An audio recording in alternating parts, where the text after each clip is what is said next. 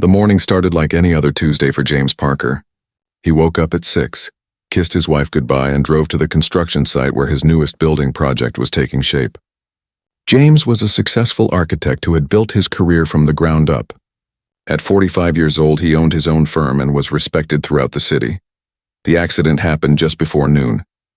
James was inspecting the steel framework on the 3rd floor when a cable snapped. He reached out to steady himself, and his hand caught between 2 metal beams. The pain was instant and overwhelming. Blood poured from the deep gash that ran across his palm and fingers. His construction manager, Tom, rushed over immediately. "Don't move," Tom said, his face pale. He grabbed clean cloth from the first aid kit and wrapped James's hand tightly. The white fabric turned red within seconds. Tom called for an ambulance right away. James sat on the ground, trying to stay calm. He could feel his heart beating fast in his chest. His hand throbbed with each pulse. He looked down at the bloody bandage and felt worried. He needed his hands for his work. Drawing, sketching, pointing out details to clients, everything depended on his hands. The ambulance arrived within 15 minutes. The paramedics were professional and quick. They checked his vital signs, asked him questions, and loaded him onto a stretcher. As they drove through the city streets with sirens blaring, one paramedic kept pressure on his hand while the other called ahead to the hospital. "We're taking you to Memorial Hospital," the paramedic told him. "They have the best orthopedic team in the state." "You're in good hands." James nodded, trying to focus on something other than the pain. Memorial Hospital had an excellent reputation. He had driven past it hundreds of times. Some of his clients had been treated there and always praised the care they received. The emergency room was busy when they arrived. Nurses moved quickly between patients. Doctors shouted orders. Machines beeped constantly. The paramedics wheeled James through the automatic doors and straight into an examination room. A young nurse with kind eyes came in first. "Hello, I'm Nurse Jennifer," she said with a warm smile. "Let me take a look at what we have here." She carefully unwrapped the blood-soaked bandage. Her expression became serious when she saw the injury. "This is quite deep," she said. "You're going to need a specialist. I'll get the orthopedic surgeon on duty right away." Jennifer worked quickly. She cleaned around the wound as gently as possible, started an IV line in his other arm, and gave him something for the pain. Within minutes, James felt the sharp edge of the pain begin to soften, though it was still very much there. "The doctor will be here soon," Jennifer assured him. "Dr. Morrison is one of our most experienced surgeons. He's been here for over 20 years. James felt a small sense of relief. An experienced surgeon was exactly what he needed. He closed his eyes and took deep breaths, trying to stay calm. 10 minutes later, the examination room door opened. Dr. Richard Morrison walked in, followed by 3 younger doctors in white coats. They were residents, James figured, learning from the senior surgeon. Dr. Morrison was a tall man in his 60s with gray hair and sharp blue eyes. He wore an expensive watch and moved with the confidence of someone used to being in charge. Dr. Morrison glanced at the chart in his hand, then looked up at James. For just a moment, something flickered across the doctor's face. His expression changed in a way that was hard to describe but impossible to miss. The professional smile he had been wearing seemed to freeze. "Good afternoon," Dr. Morrison said, his voice flat. He stayed near the door, several feet away from the examination table. "I understand you have a hand injury." "Yes, doctor," James replied. "It happened at a construction site. A metal beam caught my hand." Dr. Morrison nodded but didn't move closer. Instead, he turned to his residents. "Dr. Phillips, examine the patient's hand and give me your assessment." A young male resident with red hair stepped forward.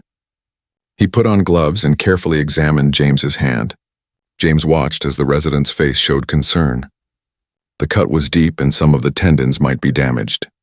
"The laceration extends approximately 4 inches across the palm," Dr. Phillips reported, looking back at Dr. Morrison.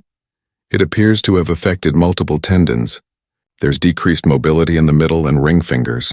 Significant bleeding, though it's somewhat controlled now." Dr. Morrison stood with his arms crossed, still keeping his distance. "What else?" he asked. Another resident, a young woman with dark hair pulled back in a ponytail, stepped closer to look.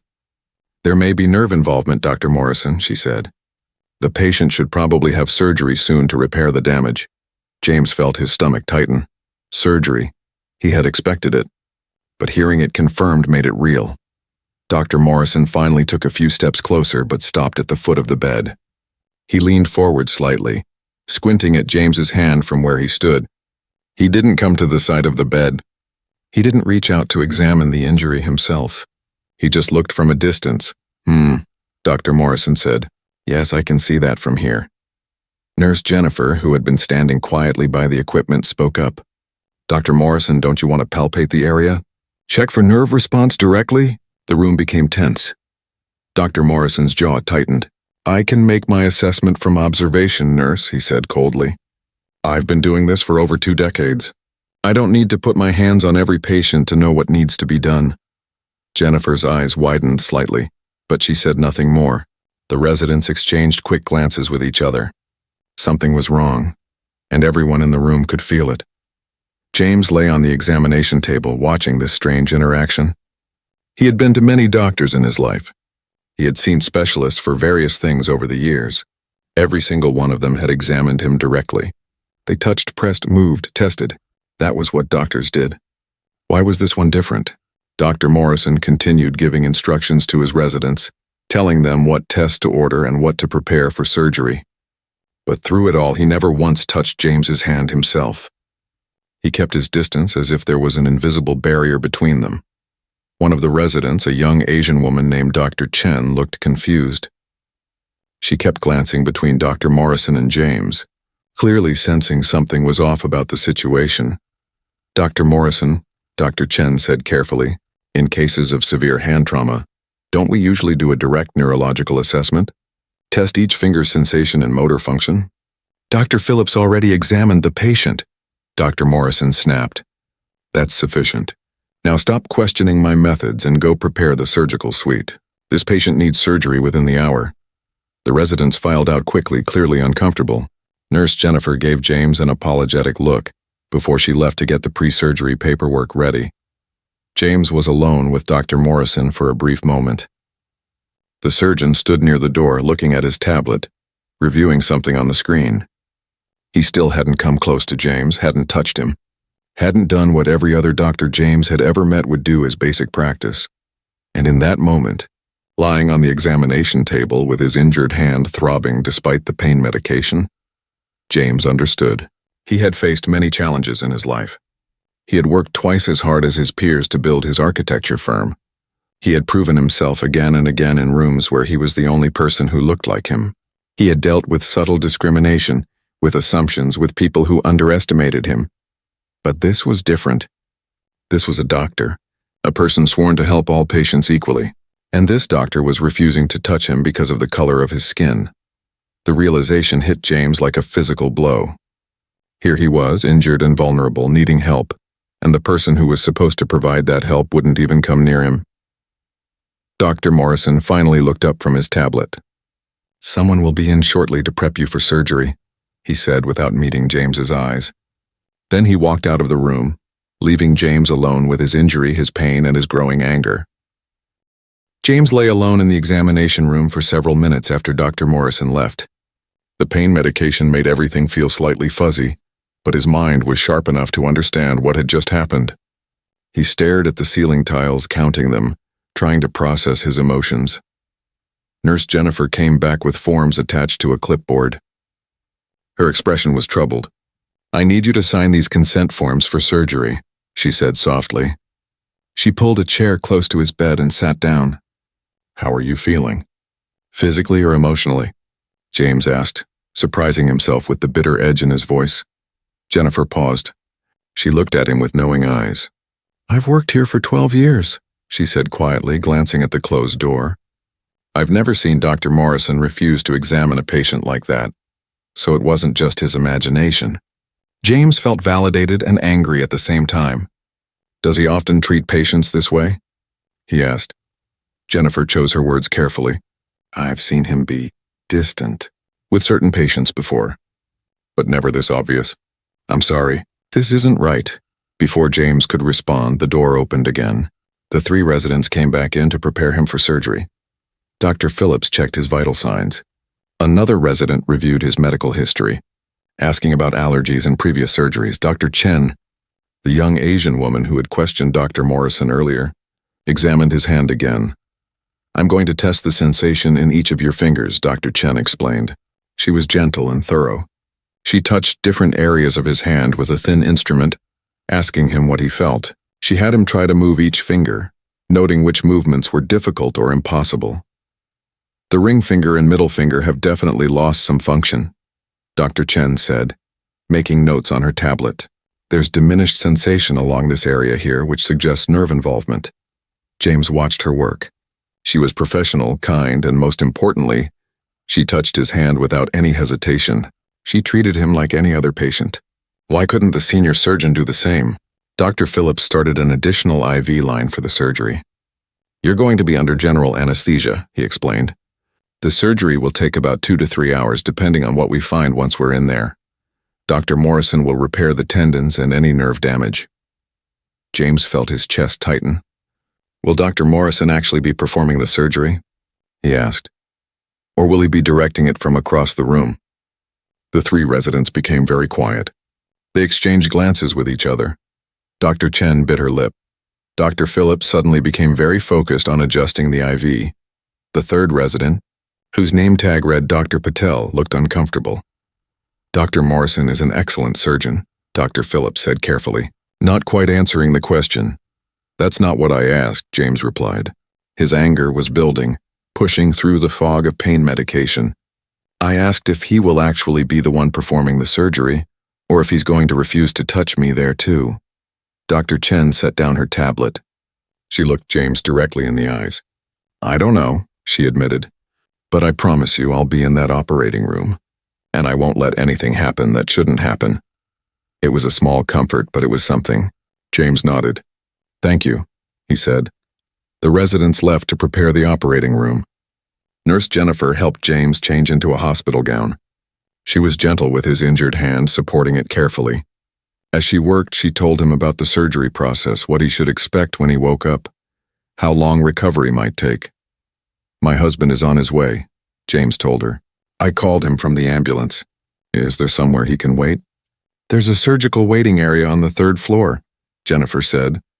I'll make sure he's directed there when he arrives.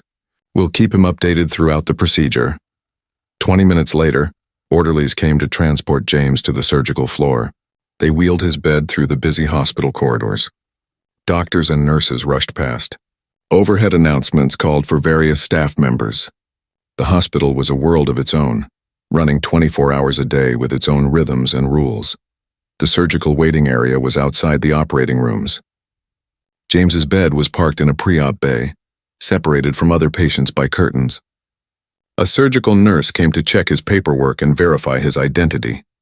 An anesthesiologist introduced himself and explained what drugs they would use and what he might feel as he went under. Through a gap in the curtains, James could see into the nurse's station. Dr. Morrison was there, talking with Dr. Chen. James couldn't hear what they were saying, but he could see their body language. Dr. Chen's arms were crossed. Her face was serious. Dr. Morrison looked annoyed. He was gesturing with his hands, speaking rapidly. Dr. Chen shook her head and said something back. The conversation was clearly heated, though both doctors kept their voices low enough that patients wouldn't hear. Dr. Morrison pointed toward the operating rooms. Dr. Chen stood her ground, not backing down despite the fact that Morrison was her superior. Other nurses at the station were watching the exchange with worried expressions. Finally, Dr. Morrison turned and walked away, his face red with anger. Dr. Chen stood still for a moment, then took a deep breath. She noticed James watching through the curtain gap. Their eyes met. She gave him a small nod, then went back to her work. A few minutes later, James's wife, Patricia, rushed into the pre-op area. A nurse led her to his bedside. Patricia was an elegant woman in her early 40s wearing a business suit. She had been in the middle of a meeting when James's construction manager called her. "Oh my God, James," she said, taking his uninjured hand in both of hers. Her eyes filled with tears when she saw the heavily bandaged hand. "Are you okay? What happened?" James told her about the accident. He explained the injury and the upcoming surgery, but he hesitated when it came to telling her about Dr. Morrison's behavior. Patricia was a civil rights attorney. She had built her career fighting discrimination cases. He knew exactly how she would react. "There's something else," he said slowly. "Something about the doctor." Patricia's expression changed instantly. She knew her husband well enough to read the tone in his voice. "What happened?" she asked, her lawyer instincts activating. James told her everything. The way Dr. Morrison had refused to examine him directly, the distance the doctor had maintained, the moment when Nurse Jennifer had questioned why he wouldn't palpate the area, and Morrison's sharp defensive response, the uncomfortable tension in the room that everyone had felt. Patricia's face hardened as she listened. Her jaw clenched. Her eyes flashed with anger. "Are you telling me that this doctor refused to touch you because—" "I can't prove it," James interrupted. "But yes, that's exactly what I'm telling you." Patricia stood up. "Where is he? I need to speak with him right now." James grabbed her hand with his good one. "Patricia, I need surgery.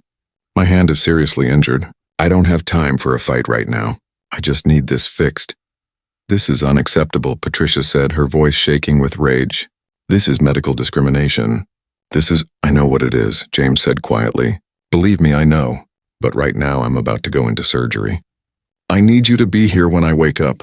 We'll deal with the rest after," Patricia wanted to argue. James could see it in her eyes. But she also knew he was right. The immediate priority was getting his hand repaired. Everything else could wait. She sat back down, but her mind was clearly racing, already building a case. Dr. Chen appeared at the bedside. "We're ready for you," she said to James. She acknowledged Patricia with a professional nod. "You must be Mrs. Parker. I'm Dr. Sarah Chen, one of the surgical residents. I'll be assisting with your husband's operation. Will you be assisting or will you be performing it while Dr. Morrison stands back?" Patricia asked bluntly. Dr. Chen's expression confirmed everything. She didn't answer directly, but the look on her face said enough.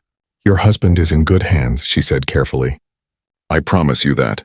An orderly came to wheel James toward the operating room. Patricia walked alongside the bed as far as she was allowed to go. At the doors marked authorized personnel only, she had to stop. "I love you," Patricia said, squeezing his hand. "I'll be right here waiting." "I love you too," James replied. Then the doors swung open, and he was wheeled into the sterile world of the operating room. The OR was cold and bright. Huge lights hung from the ceiling. Machines beeped and hummed. Nurses moved around efficiently, preparing instruments. The anesthesiologist was already there, preparing his equipment. Dr. Morrison stood near the surgical table, but notably, he was at the head of the table, not where the surgeon typically stood. He was scrubbed and gowned, his face partially covered by a surgical mask. Dr. Chen and Dr. Phillips were on the sides where they would have access to James's hand. As the nurses helped transfer James from the transport bed to the operating table, he saw Dr. Morrison step back slightly, maintaining his distance. Dr. Chen noticed it too. She positioned herself where the lead surgeon should be standing. The anesthesiologist placed a mask over James's face. "Count backward from 10 for me," he said. 10, 9, 8. James's voice became distant. His eyes grew heavy. The last thing he saw before darkness took him was Dr. Chen looking down at him with determination in her eyes, and Dr. Morrison standing as far away as possible while still being in the same room. The message was clear. Even in the operating room, even during surgery, the doctor's prejudice remained. And Dr. Chen, a young resident with far less power and experience, was going to have to be the one to make sure James received the care he deserved. The surgery took 3.5 hours, longer than expected. In the surgical waiting room, Patricia paced back and forth. She had called her law office and canceled all her afternoon appointments. She had called James's construction manager to let him know what was happening. But mostly she had spent the time thinking, remembering, and getting angrier. This wasn't the first time something like this had happened in their lives. There had been the real estate agent who suddenly had no available properties when they showed up for their appointment. The restaurant host who claimed there were no reservations under their name despite confirmation emails. The store security guard who followed them around, suspicious and watchful. Subtle discrimination that was hard to prove but impossible to ignore. But this was different. This was healthcare. This was a doctor who had taken an oath to help people. And he had refused to even touch her husband's hand because of the color of his skin. Patricia was reviewing medical discrimination law in her head when a nurse finally came out to update her. Mrs. Parker. The surgery went well. Your husband is in recovery now. Dr. Morrison will be out to speak with you shortly. I want to speak with Dr. Chen, Patricia said immediately. The nurse looked surprised. Dr. Chen is a resident. Typically the lead surgeon. I want to speak with Dr. Chen, Patricia repeated firmly. Please. The nurse nodded and went back through the doors. 10 minutes later, Dr. Chen emerged. She had removed her surgical gown but still wore scrubs. She looked tired but relieved. Mrs. Parker? Dr. Chen said. Your husband did very well. We were able to repair the tendons and the nerve damage. He'll need physical therapy, but we expect good recovery of function. Thank you, Patricia said. Can I ask you something directly? Who performed the actual surgery? Dr. Chen hesitated. She glanced around the waiting room. There were other families present, but no one was close enough to hear their conversation. Still, she lowered her voice. Dr. Morrison supervised, she said carefully. Dr. Phillips and I performed the repairs under his direction. Did Dr. Morrison touch my husband at any point during the surgery? Patricia asked, already knowing the answer. Dr. Chen's silence was answer enough. Finally, she said, This isn't appropriate for me to discuss here. But Mrs. Parker, I want you to know that your husband received excellent care. I made sure of that. I appreciate what you did, Patricia said. But I need to know, is this normal behavior for Dr. Morrison? Before Dr. Chen could answer, Dr. Morrison himself came through the doors. He had changed out of his surgical gear and back into his regular doctor's coat. He spotted Dr. Chen talking with Patricia and his expression hardened. Dr. Chen, don't you have other patients to attend to? He said sharply. Dr. Chen straightened her spine. I was updating Mrs. Parker on her husband's condition as requested. I'll handle the family updates, Dr. Morrison said. That's my responsibility as the attending surgeon. The two doctors stared at each other. The tension was thick enough to cut. Other people in the waiting room were starting to notice. Dr. Chen finally nodded and walked away, but not before giving Patricia a meaningful look. Dr. Morrison turned to Patricia with a professional smile that didn't reach his eyes. Mrs. Parker, your husband's surgery was successful. The repairs were completed and he should regain most of the function in his hand with proper therapy and rehabilitation. Thank you, doctor, Patricia said coolly. I have some questions about his care. Of course, Dr. Morrison said. What would you like to know? Why didn't you examine my husband directly in the emergency room? Patricia asked bluntly. Dr. Morrison's smile faded. I'm not sure what you mean. I conducted a thorough evaluation. From across the room, Patricia said. Without touching him. Without doing the hands-on examination that standard medical practice requires. Mrs. Parker, I have been practicing medicine for over 20 years, Dr. Morrison said, his voice taking on a defensive edge. I know how to assess a patient. I had my residents perform the physical examination while I supervised. That's how teaching hospitals work. That's not what my husband told me, Patricia replied. He said you refused to come near him, that when the nurse questioned your approach, you became defensive, that you maintained a distance from him that was clearly unusual. Other families in the waiting room were now openly watching the exchange. A few nurses had paused in the hallway listening. Dr. Morrison became aware of the audience. His face flushed red. If you have a formal complaint, you can take it up with hospital administration, he said stiffly. Now, if you'll excuse me, I have other patients. I will be filing a formal complaint, Patricia said. And more than that, what you did to my husband is medical discrimination and it's illegal. That's a serious accusation, Dr. Morrison said, his voice rising. I treated your husband with complete professionalism. He received the same standard of care as any other patient. Except you refused to touch him, Patricia said. She spoke clearly and loudly enough that everyone nearby could hear. My husband is a successful architect, a good man, a taxpayer who has excellent insurance. The only reason you treated him differently is because of the color of his skin. The waiting room had gone completely quiet. Everyone was staring now. Nurses had stopped what they were doing. Even a security guard had paused nearby, sensing potential trouble. Dr. Morrison's face was now deep red. I don't have to listen to this, he said. I've done nothing wrong. If you can't show proper respect to the medical staff, I'll have security escort you out. Try it, Patricia said calmly. I'm an attorney, Dr. Morrison. I specialize in civil rights cases. I know exactly what my rights are, and I know what discrimination looks like. What you did to my husband was textbook prejudice. Before Dr. Morrison could respond, another voice cut through the tension. What exactly is going on here? Everyone turned. A tall black woman in a white doctor's coat was striding toward them. She was in her 50s with natural gray-streaked hair pulled back and sharp, intelligent eyes. Her name tag identified her as Dr. Elizabeth Okonkwo, Department Head of Surgery. Dr. Morrison's expression shifted from anger to something closer to worry. Dr. Okonkwo, this woman is making baseless accusations. I was just trying to update her on her husband's condition when she became hostile. Dr. Okonkwo held up a hand, silencing him. She turned to Patricia. I'm Dr. Elizabeth Okonkwo. I head the surgical department here at Memorial Hospital. Can you tell me what happened? Patricia took a breath and told the story again. She explained the accident, the emergency room visit, Dr. Morrison's refusal to examine James directly, his behavior in the operating room. She spoke clearly and precisely like the lawyer she was, sticking to facts and observed behaviors. Dr. Okonkwo listened without interrupting. Her face remained neutral, but something flickered in her eyes. When Patricia finished, Dr. Okonkwo turned to Dr. Morrison.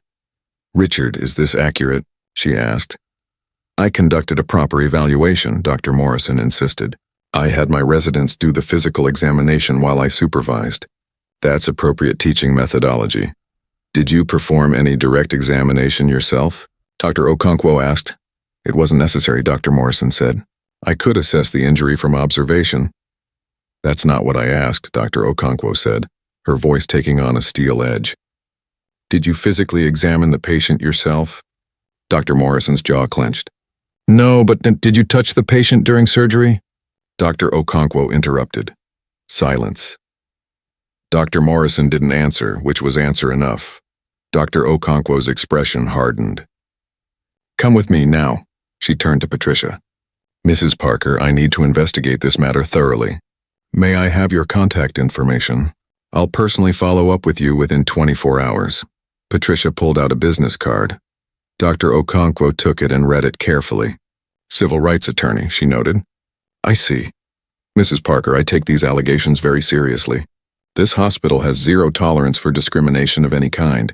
I appreciate that, doctor, Patricia said, but I want to see my husband now. Of course, Dr. Okonkwo said. She turned to a nearby nurse. Please take Mrs. Parker to her husband in recovery. Then she looked at Dr. Morrison. My office, immediately. Dr. Morrison followed Dr. Okonkwo down the hallway. Patricia watched them go, then followed the nurse toward the recovery area. Her hands were shaking with adrenaline, but she felt a small sense of satisfaction. At least someone in authority was taking this seriously. James was still groggy from anesthesia when Patricia reached his bedside. His hand was heavily bandaged and elevated. He looked pale and tired, but his eyes lit up when he saw her. Hey, he said, his voice thick from the drugs. How's my hand? The surgery went well, Patricia assured him, taking his good hand. Dr. Chen says you should recover most of the function. That's good, James mumbled. She's nice. Good doctor. Yes, she is, Patricia agreed. Then she told him about the confrontation with Dr. Morrison and the intervention by Dr. Okonkwo. James listened, becoming more alert as the story went on. You think she'll actually do something? He asked. I don't know, Patricia admitted, but she seemed genuinely concerned. And she's the department head. If anyone has the power to address this, it's her. In Dr. Okonkwo's office across the hospital, a very different conversation was taking place. Dr. Morrison sat in front of her desk while she stood by the window, her back to him. 23 years, Dr. Okonkwo said quietly. You've been at this hospital for 23 years, Richard. I've known you for 15 of those years. We've performed surgeries together. We've saved lives together. She turned to face him. So I'm going to ask you directly, colleague to colleague. Did you refuse to examine that patient because he's black? That's ridiculous, Dr. Morrison said, but his voice lacked conviction. I treated him exactly as I would any other patient. Then why didn't you touch him? Dr. Okonkwo asked. In all my years of practicing medicine, I have never assessed a severe hand injury without direct palpation. I have never supervised a surgery without being hands-on. Why was this case different? Dr. Morrison stood up. I don't have to answer these questions. This is harassment based on nothing but the hysterical accusations of, sit down, Dr. Okonkwo said, her voice like ice. And never use the word hysterical in my presence again, especially when referring to a black woman making legitimate complaints. Dr. Morrison sat down, looking shocked. Dr. Okonkwo leaned forward, her hands on her desk. I'm going to launch a formal investigation, she said. I'm going to interview every nurse who was in that emergency room, every resident who was in that operating room. I'm going to review your patient records for the past 5 years, and if I find a pattern of discriminatory behavior, you will be suspended pending a full board review. You can't do this, Dr. Morrison protested. I have rights. And your patients have rights too, Dr. Okonkwo interrupted. The right to equal treatment, the right to competent care without prejudice, the right to be touched by their doctor when medical necessity requires it. She straightened up. You're suspended from patient care effective immediately. You can assist with paperwork and consultations, but you will not treat any patients directly until this investigation is complete. You're dismissed. Dr. Morrison stood up, his face red with anger and humiliation. You're making a mistake, he said. This will blow over. It always does. What do you mean it always does? Dr. Okonkwo asked sharply.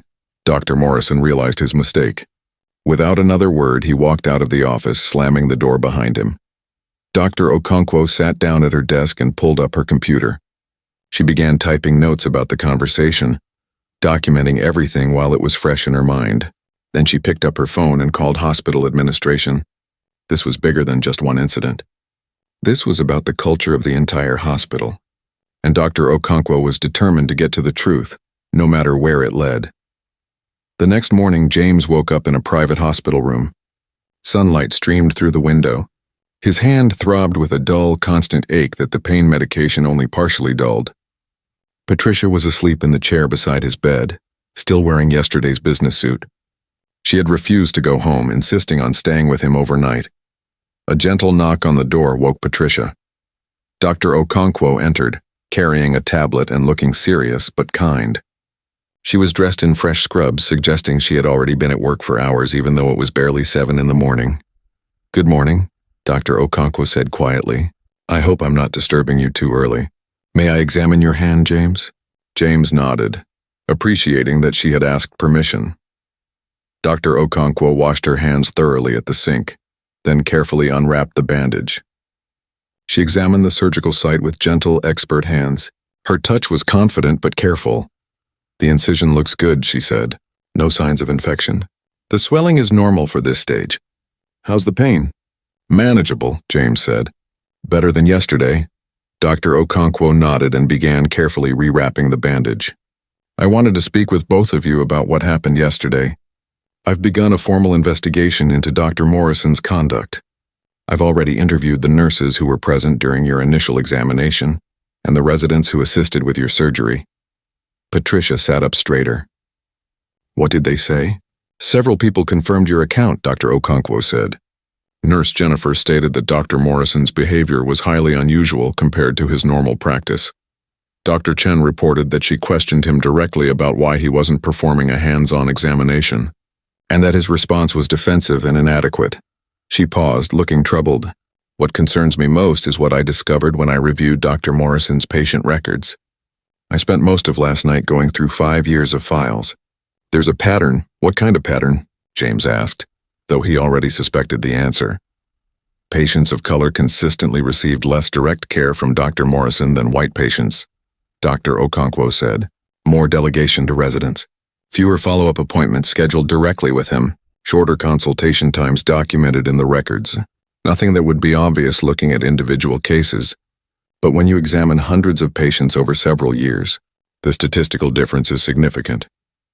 Patricia's legal mind immediately grasped the implications.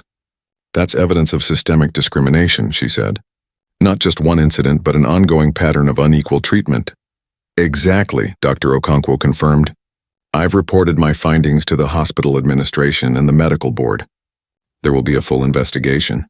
But I wanted you to know first because this directly affects your case and your husband's care. James felt a mix of validation and sadness. Validation because his instincts had been correct. The treatment he received was wrong and provably so. Sadness because he knew he wasn't the only one, How many other patients had suffered because of Dr. Morrison's prejudice? How many had worse outcomes because they received inadequate care? What happens now? Patricia asked. Dr. Morrison has been suspended from patient care pending the investigation, Dr. Okonkwo explained. The hospital administration is taking this very seriously. They're concerned about liability, of course, but I also believe they genuinely want to address the problem. Will he lose his license? James asked. That's up to the medical board, Dr. Okonkwo said. But given the evidence, I believe there will be serious consequences. At minimum, he will not be practicing at this hospital again. There was another knock on the door. A young woman entered holding a video camera. Behind her was Nurse Jennifer, looking apologetic. I'm sorry, Jennifer said. I told her she couldn't come in, but she insisted I at least ask. She's from Channel 7 News. The reporter stepped forward eagerly. Mr. Parker, I'm Ashley Martinez from Channel 7. We've received information about an incident of medical discrimination at Memorial Hospital. Would you be willing to talk about your experience? James and Patricia exchanged glances. This was moving faster than they had expected. How did you find out about this? Patricia asked. Ashley smiled. A nurse at the hospital posted about what happened on social media last night. It went viral.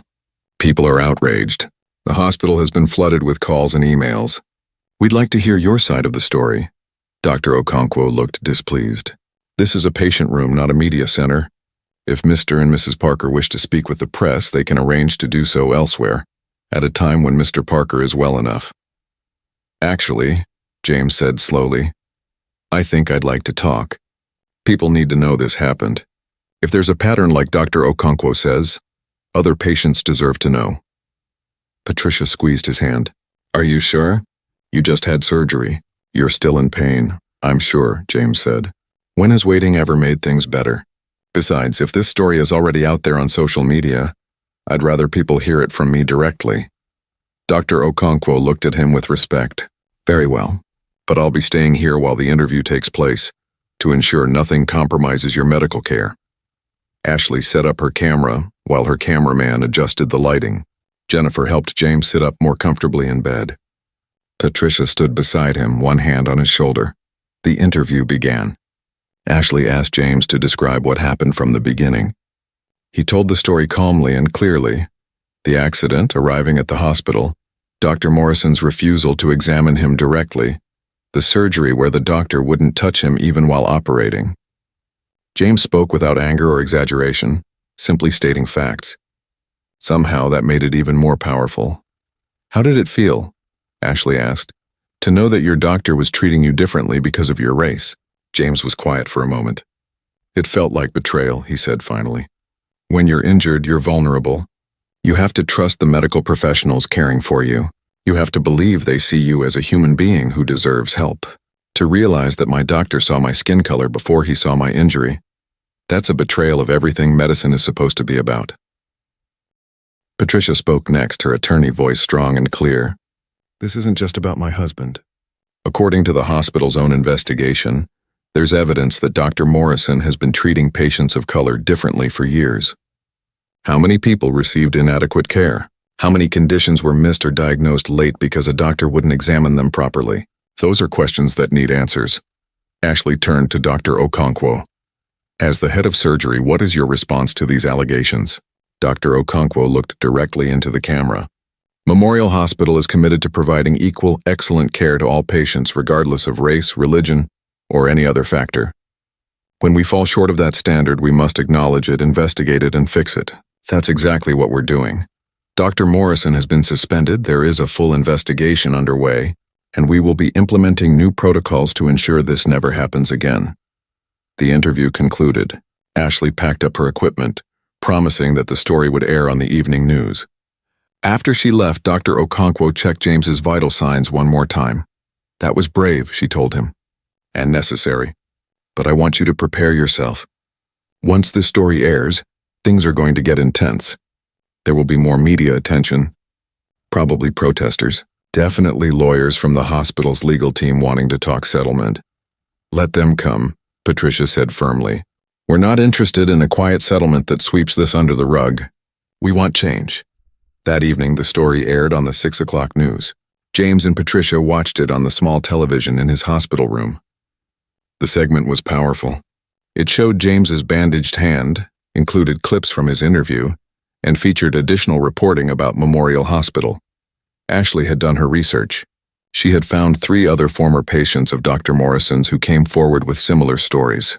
A Hispanic man who said Morrison barely spent 5 minutes with him before delegating his entire care to residents. A black woman who developed complications after Morrison missed a diagnosis during what she described as a cursory examination. An Asian American patient who felt rushed and dismissed during consultations. The story also revealed something James and Patricia hadn't known. Hospital staff had complained about Dr. Morrison's behavior before. A formal complaint had been filed 2 years ago by a black nurse who witnessed discriminatory treatment of a patient. The complaint had been investigated but ultimately dismissed due to insufficient evidence. By 7 o'clock, the hospital's phone lines were jammed. By 8 o'clock, the story had been picked up by national news outlets. By 9 o'clock, people were organizing a protest outside Memorial Hospital for the following day. James watched it all from his hospital bed, feeling overwhelmed. He had just wanted his hand fixed. He never intended to become the center of a national conversation about racism in healthcare.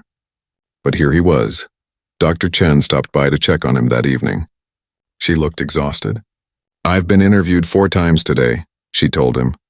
Hospital administration, the medical board, 2 different reporters.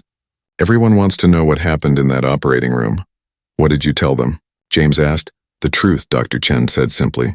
"That Dr. Morrison supervised the surgery but never touched you. That he directed Dr. Phillips and me to perform all the actual repairs.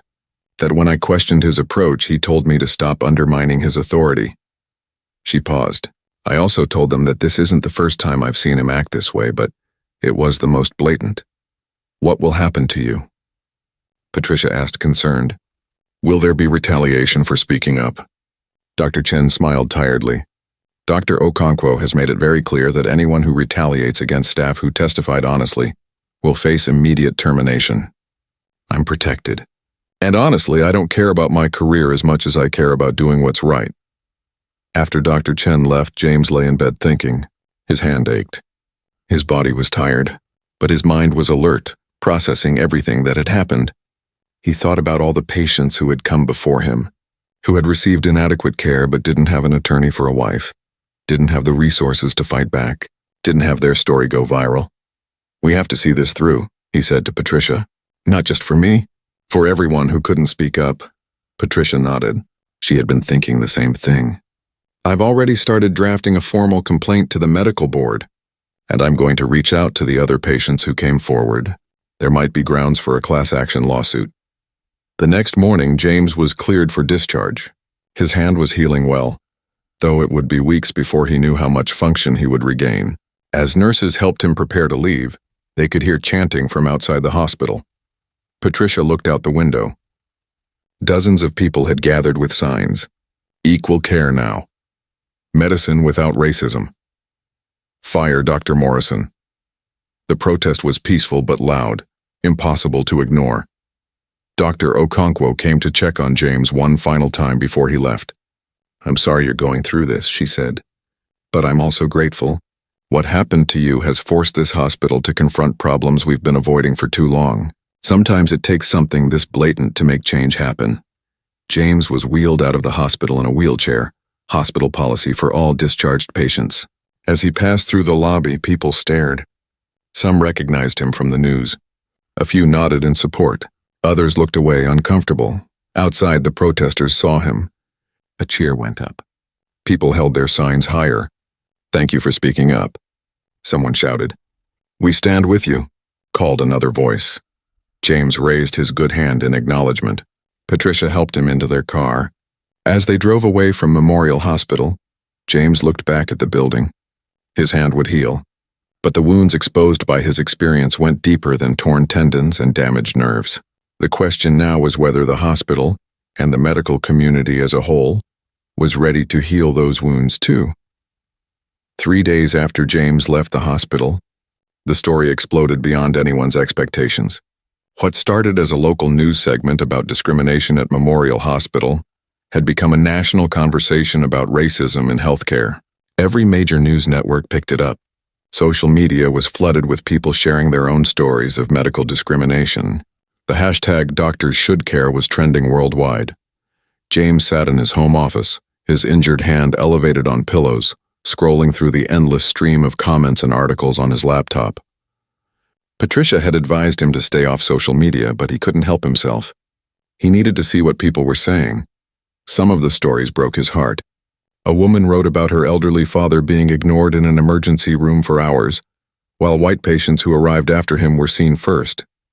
A young man described a doctor who assumed he was drug-seeking when he came in with severe pain, only for tests to reveal he had a serious kidney infection. A mother shared how her concerns about her baby's symptoms were dismissed until a white colleague repeated the exact same concerns and was immediately taken seriously. The patterns were everywhere once people started looking. Studies were being shared showing that black patients were less likely to receive adequate pain medication, that implicit bias affected diagnosis rates, that maternal mortality rates for black women were significantly higher, even when controlling for income and education level.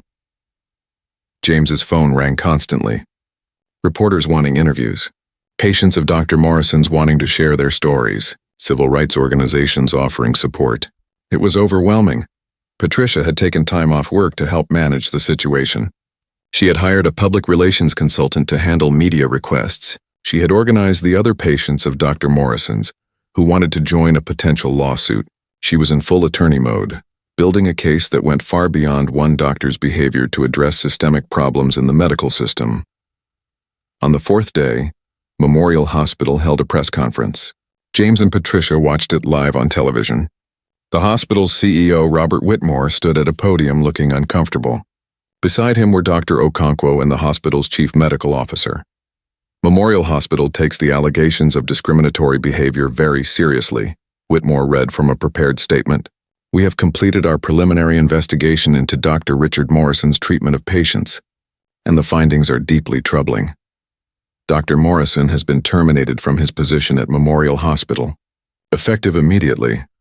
There were gasps from the reporters assembled at the press conference. This was bigger news than expected. Firing a doctor with over 20 years at a prestigious hospital was not done lightly. Whitmore continued. Our investigation revealed a pattern of unequal treatment of patients of color spanning several years. While we found no evidence that patient outcomes were directly compromised, we did find that the standard of care provided to these patients fell below the excellence we demand at Memorial Hospital. That's a lawyer talking, Patricia muttered at the television, trying to minimize liability while acknowledging just enough to seem accountable. Dr. Okonkwo stepped forward to speak. As head of surgery, I take responsibility for not identifying these problems sooner. We have implemented immediate changes to prevent this from happening again. All medical staff will undergo mandatory anti-bias training.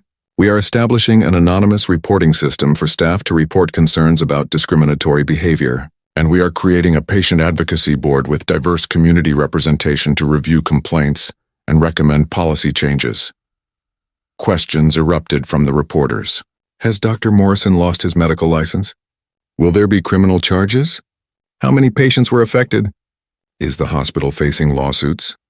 Whitmore tried to regain control. Dr. Morrison's medical license is under review by the state medical board. That decision is not ours to make. As for lawsuits, we cannot comment on potential legal matters. What I can say is that Memorial Hospital is committed to making this right. We have established a dedicated hotline for any former patients who believe they may have received inadequate care from Dr. Morrison. Their cases will be reviewed by an independent medical panel. James turned off the television. They fired him, he said quietly. Good, Patricia said firmly.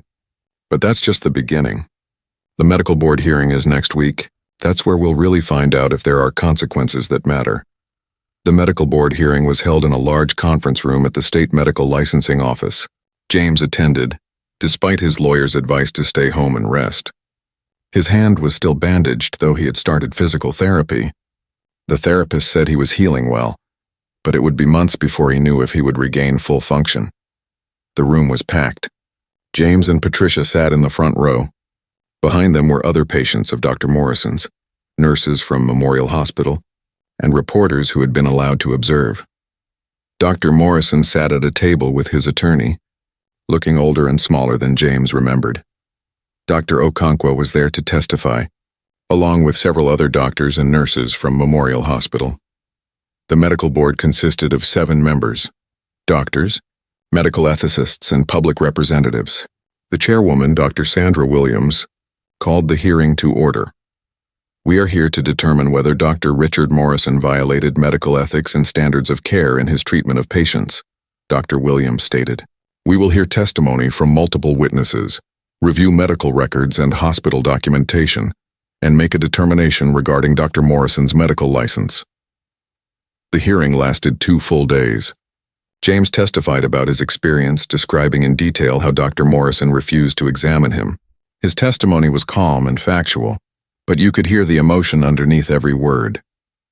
Patricia presented statistical analysis of Dr. Morrison's patient records, showing the clear disparity in treatment between white patients and patients of color. She had worked with a medical statistician to analyze 5 years of data. The numbers were damning. Dr. Okonkwo testified about what she had observed and discovered during her investigation.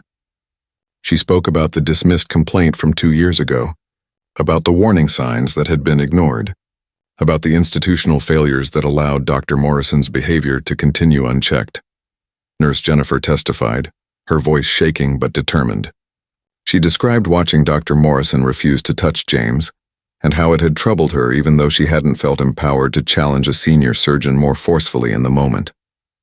She also shared other instances she had witnessed over the years where Dr. Morrison treated patients of color differently. Dr. Chen testified about the surgery, confirming that Dr. Morrison never touched James during the entire procedure. She described how he had berated her when she questioned his methods, and how she had worried throughout the surgery that his distance might compromise the patient's care. Then came the other patients. One by one, they told their stories.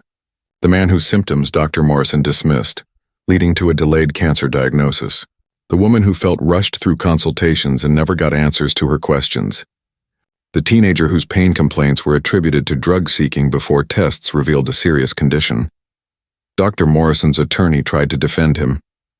He argued that Dr. Morrison was a skilled surgeon who had saved many lives.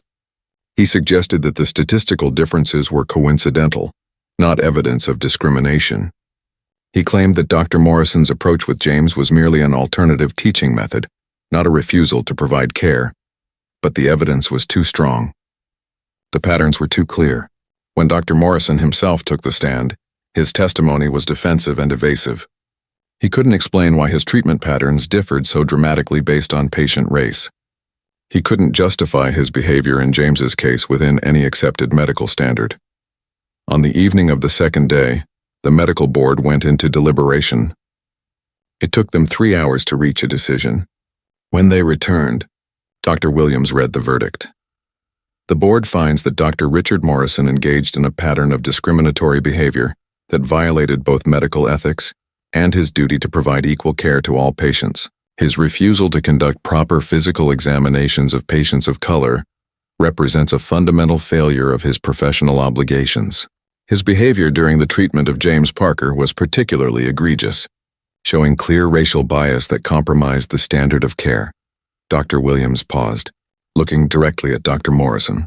Therefore, this board votes to permanently revoke Dr. Richard Morrison's medical license effective immediately. He is barred from practicing medicine in this state. We are also recommending that this decision be shared with medical licensing boards in all 50 states. The room erupted. Some people cheered. Others gasped. Reporters rushed to file their stories. Dr. Morrison sat frozen, his face pale. His attorney immediately stood to object, but Dr. Williams banged her gavel. "This hearing is concluded," she said firmly. James felt Patricia's hand squeeze his. He looked at his bandaged hand, thought about the pain he had endured, the fear he had felt lying on that examination table knowing his doctor wouldn't touch him. Justice, he thought. This is what justice feels like. But as they left the building, facing a crowd of reporters and protesters and supporters, James knew that this was only one battle. Dr. Morrison was one doctor at one hospital. The real fight was bigger, changing a system that allowed bias to flourish, that dismissed complaints, that protected bad doctors at the expense of vulnerable patients. That night, James gave one more interview. The reporter asked him how he felt about Dr. Morrison losing his license. "I don't take pleasure in anyone's career being destroyed," James said honestly, "but I think about all the patients who came before me, who suffered because of his bias and didn't have the resources or support to speak up. I think about the patients who might have come after me if this hadn't been exposed. That doctor took an oath to do no harm, and he broke that oath every time he let his prejudice affect his care." He held up his bandaged hand. "This will heal. I'm getting good therapy, and the doctors say I should recover most of the function. But some of Dr. Morrison's other patients weren't so lucky. Some of them had delayed diagnoses, missed treatments, complications that could have been prevented if they had received proper care. Those are the people I think about. Those are the people this was really about." The interview went viral. James's words were quoted in newspapers and shared across social media. He had become, without wanting it, a spokesperson for medical justice. His phone rang with invitations to speak at medical schools, to testify before Congress, to join advisory boards addressing healthcare disparities. Patricia watched her husband navigate this new reality. He was still healing from his physical injury, but he was also discovering a new purpose. The architect who built buildings was now helping to build something more important, a movement for change in how medicine was practiced and who it served. 2 weeks after the medical board hearing, James received a letter. It was from a young black medical student who had been following his story. "I'm starting my clinical rotations next month," the student wrote. "I've been nervous about it, worried about the racism I might face, about whether I'll be respected by my supervisors and colleagues. But your story has given me courage. You stood up when it mattered. You spoke truth when it was hard. You showed that change is possible. Because of you, I believe I can be the kind of doctor who treats every patient with dignity and respect, regardless of what they look like. Thank you for your bravery." James read the letter 3 times. Then he showed it to Patricia. "This is why it mattered," he said, his voice thick with emotion. "This is why we couldn't just take a settlement and move on quietly." Patricia nodded, tears in her eyes. "You changed things, James. Not just for yourself, but for so many others." James looked at his hand, slowly regaining strength through daily therapy. The physical scars would fade with time, but the impact of what he had endured and how he had responded to it would ripple outward far longer than any wound could last. 3 months had passed since the incident at Memorial Hospital. James sat in his physical therapy session, working with a specialist who guided his hand through careful exercises. His fingers moved slowly, deliberately, gripping a soft ball and releasing it. The therapist, Maria, smiled encouragingly. "You're doing great," Maria said. "The range of motion is improving every week. You've regained about 70% of your strength." James nodded, feeling both grateful and frustrated. 70% was good, but it wasn't 100%. He would never have full function in his hand again. The delay caused by Dr. Morrison's refusal to treat him promptly had resulted in additional nerve damage that could have been prevented. He could still work, still draw and design, but some fine motor skills were permanently compromised. Could it have been better? James asked, though he already knew the answer. If the surgery had happened sooner? Maria chose her words carefully. Nerve damage is tricky, but yes, immediate treatment usually results in better outcomes. The first few hours after an injury are critical. James completed his exercises and left the therapy center. Outside, Patricia was waiting in the car. She had taken the morning off from work to attend a meeting with him at Memorial Hospital. The hospital administration had asked to meet with them, and Dr. Okonkwo had specifically requested their presence for something she was calling important. They drove to Memorial Hospital in silence. It felt strange returning to the place where everything had happened. The last time James had been here, he was being wheeled out past protesters. Now the entrance was quiet. Normal people coming and going for appointments and visits. Dr. Okonkwo met them in the lobby. She looked professional as always, but there was something softer in her expression, something almost hopeful. "Thank you for coming," she said. "I know this might be difficult for you." She led them to a large conference room. Inside were several people James recognized, Nurse Jennifer, Dr. Chen, some hospital administrators, but there were also people he didn't know, community members and patient advocates. "Please sit," Dr. Okonkwo said, gesturing to chairs at the large table. Once everyone was settled, she stood at the head of the table and began to speak. 3 months ago, something happened at this hospital that should never happen anywhere. A patient was denied proper care because of racial bias. That patient was you, James. And while nothing can undo what happened, we have been working hard to make sure it never happens again. She clicked a remote, and a presentation appeared on the screen behind her. I want to show you what's changed. The first slide showed statistics. All staff members, every single doctor, nurse, administrator, and support person working at Memorial Hospital has completed mandatory anti-bias training. This isn't a one-time thing. It's now part of our annual requirements, just like safety training and HIPAA compliance. The next slide showed a new system. We've implemented an anonymous reporting system where staff can report concerns about discriminatory behavior without fear of retaliation. In the first month alone, we received 47 reports. Some were about racial bias. Others were about gender discrimination, ageism, treatment of patients with disabilities. We're investigating every single one. Dr. Chen stood up to speak. I'm now part of a peer review committee, she said. A group of doctors from different backgrounds who review cases where there are concerns about unequal treatment. We have the power to recommend everything from additional training to suspension or termination. Doctors know they're being watched now. That matters, Nurse Jennifer spoke next. The nursing staff has also created our own accountability system. We've been trained to speak up when we see problems, and we're protected when we do. What I should have done more forcefully when I saw Dr. Morrison refusing to examine you, James. That's now part of our official protocols. If we see a doctor providing inadequate care for any reason, we have a duty to report it immediately. Dr. Okonkwo continued with her presentation. We've also created a patient advocacy board. She gestured to several of the people James didn't recognize. These are community members from diverse backgrounds. They review patient complaints, recommend policy changes, and help ensure we're serving everyone in our community equally. One of the board members, an older black woman named Mrs. Thompson, spoke up. I've been a patient at Memorial for 30 years. I've experienced some of the things you experienced, James, though never quite so blatant. Having a voice in hospital policy now, being able to push for changes from inside the system, that's powerful. We're making sure the hospital administration can't just ignore problems anymore. Dr. Okonkwo showed more slides. They had updated their patient intake forms to collect better demographic data. They were tracking wait times, treatment patterns, and outcomes by race to identify any disparities. They had created partnerships with community health organizations to improve access to care for underserved populations. But that's not all, Dr. Okonkwo said. Her expression became more serious.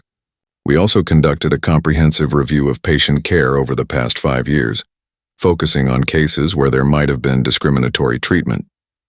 We identified 43 patients who may have received inadequate care from Dr. Morrison or other physicians showing bias. She paused.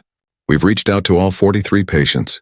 We've offered them free medical reviews to reassess their conditions and treatment. Where we found misdiagnoses or delayed treatment, we're providing corrective care at no cost to the patient. We're also offering financial compensation for those who suffered harm. Patricia leaned forward. That's a significant liability you're taking on. Yes, Dr. Okonkwo agreed. But it's the right thing to do. These patients trusted us with their care and we failed them. We need to acknowledge that and make it right. The hospital CEO, Robert Whitmore, spoke up. This has been an expensive lesson for Memorial Hospital. The financial cost has been significant, but the moral cost of not acting would have been far greater. What happened to you, James?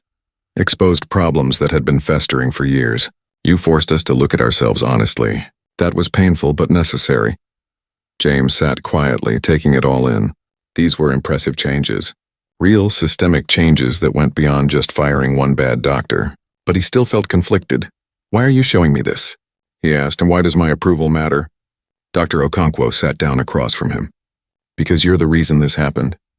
Your willingness to speak up, to make this public, to face the media and the scrutiny, that's what created the pressure for real change. You could have taken a quiet settlement and disappeared, but you didn't. You made this about more than just yourself. She slid a folder across the table to James. We'd like to ask you to join our patient advocacy board. We want your voice in the room when we make decisions about patient care policies. We want your perspective to help us identify problems we might not see ourselves. James looked at Patricia. She gave him a small nod, leaving the decision to him. He opened the folder and read through the description of what the role would entail. Monthly meetings, policy review, patient case consultations. It would be a significant time commitment. I'm not sure I'm qualified, James said honestly. I'm an architect, not a medical professional. That's exactly why you're qualified, Mrs. Thompson said. We need people who see medicine from the patient's perspective, who understand what it's like to be vulnerable and afraid and dependent on doctors to help. That's knowledge doctors sometimes forget. James thought about the young medical student's letter, about all the people who had shared their stories after his became public, about the patients who came before him and didn't get justice. I'll do it, he said. On one condition. What's that? Dr. Okonkwo asked. I want Dr. Chen to be part of this too, James said. She stood up when it mattered. She made sure I got good care even when her supervisor was failing. That kind of courage should be recognized and rewarded. Dr. Chen looked surprised and touched. Dr. Okonkwo smiled. Dr. Chen is already being promoted to a teaching position where she'll help train the next generation of residents in ethical medical practice. But I think having her on the patient advocacy board as well would be valuable. After the meeting, Dr. Okonkwo gave James and Patricia a tour of the updated emergency department. They had reorganized patient flow to reduce wait time disparities. They had installed cameras in examination rooms, with patient consent to ensure accountability. They had created patient satisfaction, surveys that specifically asked about respectful treatment and equality of care. They ended the tour in the same examination room where James had first met Dr. Morrison. James stood in the doorway, remembering that day, the pain in his hand, the realization that his doctor wouldn't touch him, the anger and fear and helplessness. Are you okay? Patricia asked softly, taking his hand. Yeah, James said. I'm okay. It's just strange being back here. Nurse Jennifer appeared in the hallway. I wanted to apologize again, she said to James. I should have done more that day. I should have pushed harder, made more noise, refused to let it slide. You did what you could in the moment, James said. And you testified when it mattered. That took courage. Jennifer smiled gratefully. I'm not letting things slide anymore. None of us are. You taught us that. 6 months after joining the Patient Advocacy Board, James was asked to speak at a national medical conference about patient perspectives on healthcare equity. He stood on stage in front of hundreds of doctors, nurses, and healthcare administrators from around the country. He told his story one more time. But now he also talked about what came after, the changes at Memorial Hospital. The way one incident could create ripples of transformation if people were willing to do the hard work of change. I'll never have full use of my hand again, James said, holding up his scarred palm. That's a permanent reminder of what happened. But I also see it as a reminder of why this work matters. Every patient who walks through a hospital door deserves to be seen as a human being first. Not a race, not a stereotype, not an assumption. A human being who needs help. He paused, looking out at the audience. Some of you might be thinking that what happened to me was an isolated incident. One bad doctor at one hospital. But the data tells a different story. Study after study shows disparities in healthcare outcomes based on race. Those disparities exist because of bias, both explicit and implicit. They exist because of systems that weren't designed with equity in mind. They exist because people who see problems don't speak up, and people who have power don't act. James clicked to his next slide, showing statistics about healthcare disparities. Black patients are less likely to receive adequate pain treatment. They're more likely to experience delays in diagnosis. They have higher mortality rates for treatable conditions. These aren't accidents. These are the results of bias in medicine. He told them about the medical student's letter, about the other patients who had come forward, about the systemic changes at Memorial Hospital. Change is possible, he said. But it requires constant vigilance. It requires creating systems that hold people accountable.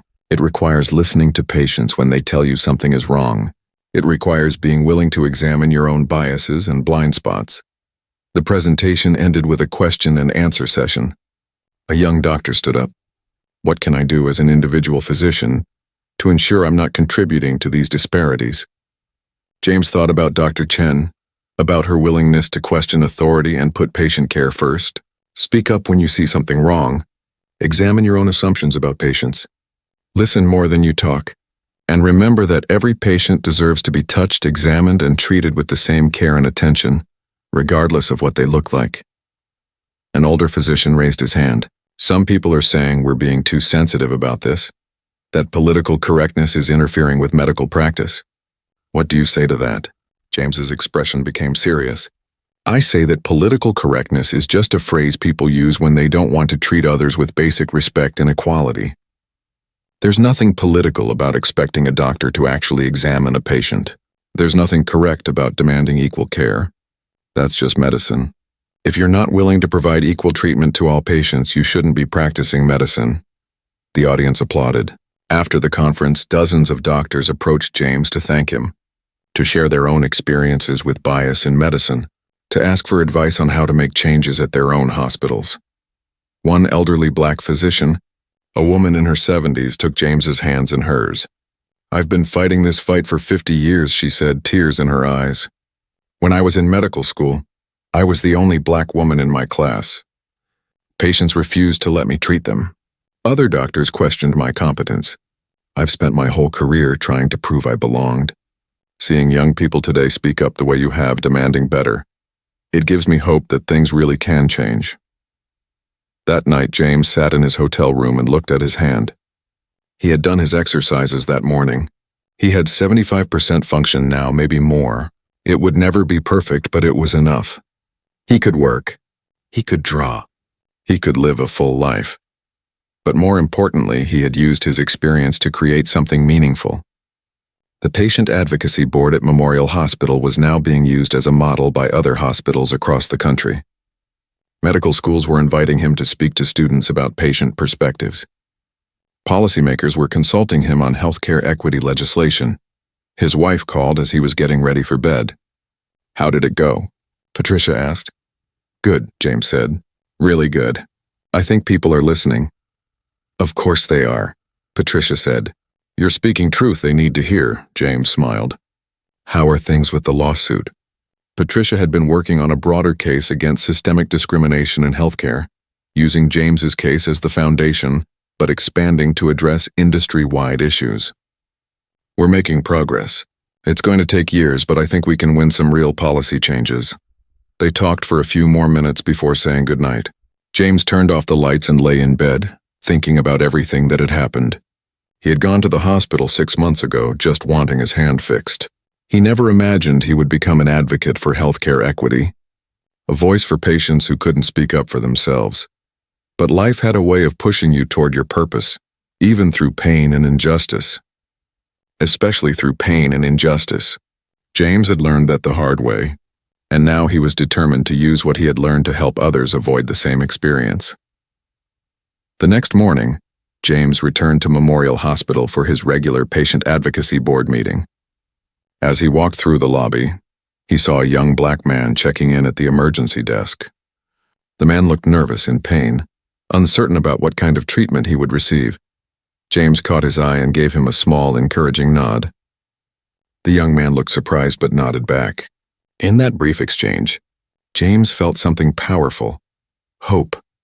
Connection. The knowledge that things were different now, better now, because people had been willing to demand better. The meeting started with updates on various initiatives. They reviewed patient complaints from the past month. They discussed a new training program for emergency department staff. They debated policy changes to improve access to specialists for underserved communities. Dr. Okonkwo ended the meeting with an announcement. I wanted you all to know that we've been contacted by the American Medical Association. They want to use Memorial Hospital as a case study for addressing bias in healthcare. They'll be sending a team to document our changes and create training materials that can be used nationally. Everyone at the table looked at each other, realizing the significance. What had started as one man's terrible experience at one hospital was now going to influence medical practice across the entire country. None of this would have happened without you. James, Dr. Okonkwo said, your courage to speak up, to make this public, to demand accountability, that's what created this moment. James looked around the table at the diverse faces of the Patient Advocacy Board, at Dr. Chen, who had stood up for what was right, even when it was difficult, at Nurse Jennifer, who had found her voice, at Mrs. Thompson and the other community members who brought patients' perspectives into hospital policy. It wasn't just me, James said. It was everyone who spoke up. Everyone who decided that enough was enough. Everyone who believed that medicine should serve all people equally. He held up his hand, the scars visible even after months of healing. This hand will always remind me of what happened. But it also reminds me that wounds can heal, that people can change, and that speaking up when you see injustice is always worth it. The meeting adjourned. As James left the hospital, he saw the young black man from the emergency room earlier. He was leaving with his hand bandaged, walking with a doctor who had her hand on his shoulder, talking with him attentively. The young man was smiling, clearly relieved. James knew that his work wasn't done. Healthcare disparities still existed across the country. Bias still affected treatment decisions. Patients still faced discrimination. But change was happening, one hospital, one policy, one doctor at a time. And James would keep fighting, keep speaking up, keep demanding better, until every patient who walked through a hospital door could expect to be treated with dignity, respect, and equal care. His hand had been wounded by prejudice, but his voice, strengthened by the experience, was now a force for healing that reached far beyond himself. And that, James thought as he drove home to his wife and his life and his work, was worth every difficult moment of the journey.